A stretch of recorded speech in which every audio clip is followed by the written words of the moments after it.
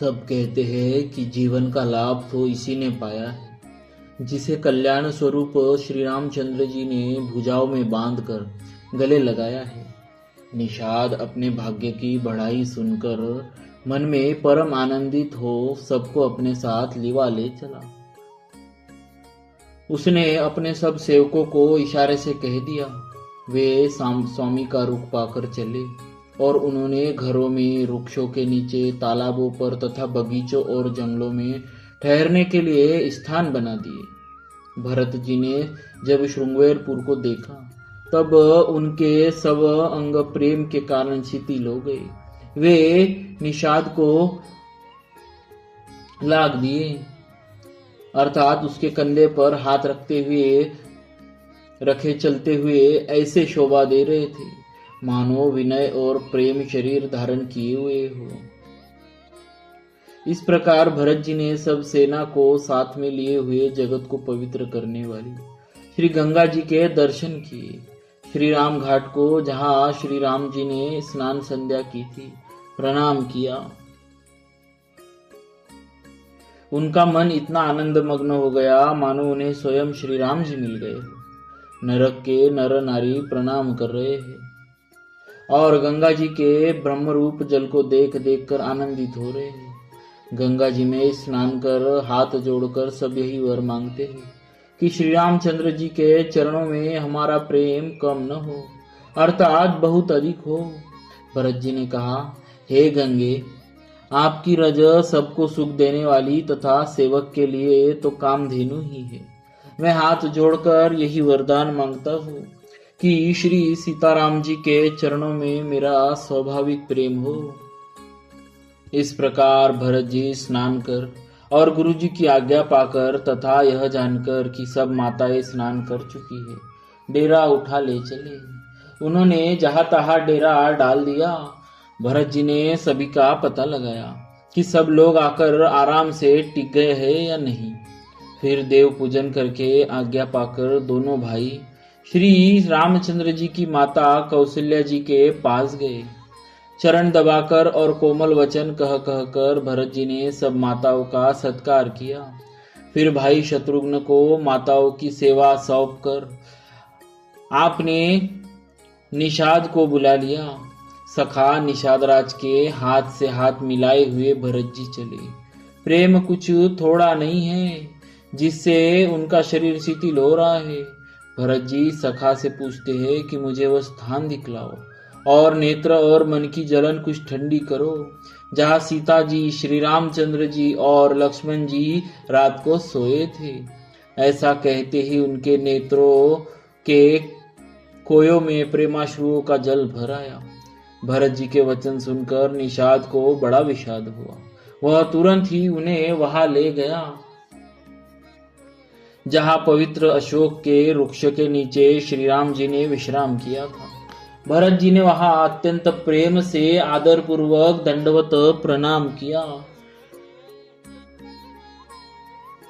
कुशों की सुंदर साथरी देखकर उसकी प्रदक्षिणा करके प्रणाम किया। श्री रामचंद्र जी के चरण चिन्हों की रज आंखों में लगाई। उस समय के प्रेम की अधिकता कहते नहीं बनती। भरत जी ने 2-4 स्वर्ण बिंदु, सोने के कण या तारे आदि जो सीता जी के गहने कपड़ों से गिर पड़े थे देखे तो उनको सीता जी के समान समझकर सिर पर रख लिया। उनके नेत्र प्रेमाश्रुओं के जल से भर है और हृदय में ग्लानि भरी है। वे सखा से सुंदर वाणी में वचन बोले, ये स्वर्ण के कण या तारे भी सीता जी के विरह से ऐसे श्रीहत, शोभाहीन एवं कांतिहीन हो रहे हैं जैसे राम वियोग में अयोध्या के नर नारी विलीन शोक के कारण क्षीण हो रहे हैं। जिन सीता जी के पिता राजा जनक है, इस जगत में भोग और योग दोनों ही जिनकी मुट्ठी में है, उन जनक जी को मैं किसकी उपमा दूं।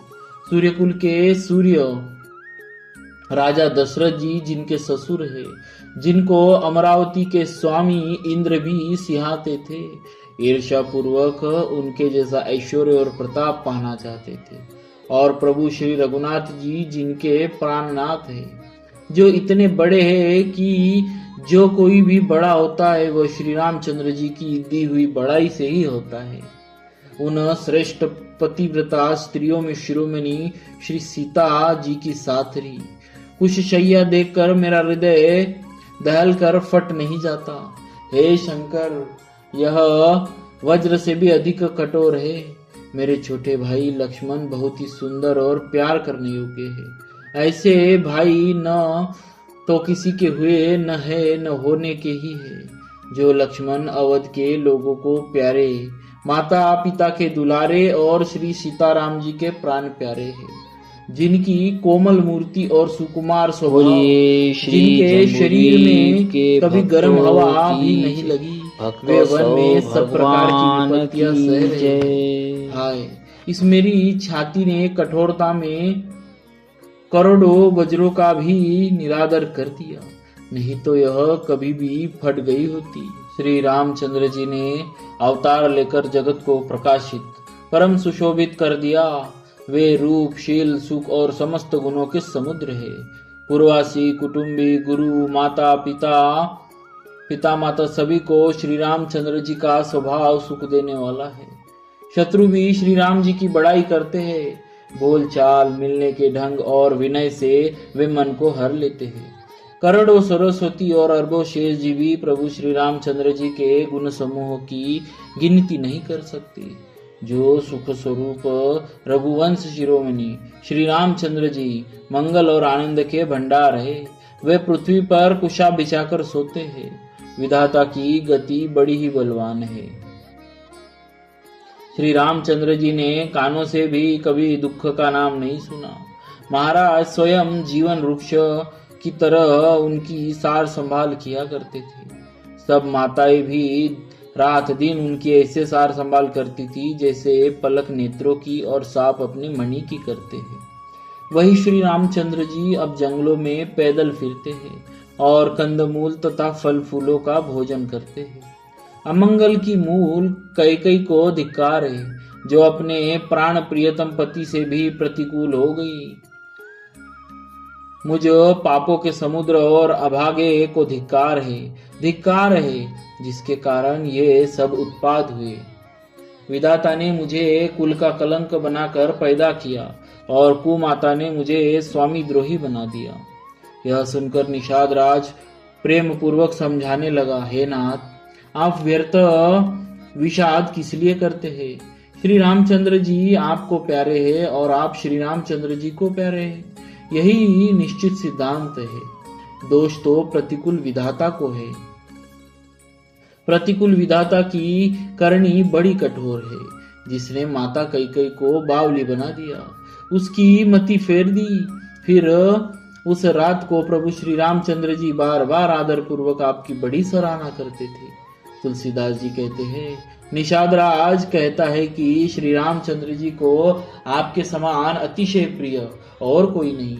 मैं सौगंध खाकर कहता हूँ, परिणाम में मंगल होगा। यह जानकर आप अपने हृदय में धैर्य धारण कीजिए। श्री रामचंद्र जी अंतर्यामी तथा संकोच, प्रेम और कृपा के धाम है। यह विचार कर और मन में दृढ़ता लाकर चलिए और विश्राम कीजिए। सखा के वचन सुनकर हृदय में धीरज धरकर श्री रामचंद्र जी का स्मरण करते हुए भरत जी डेरे को चले।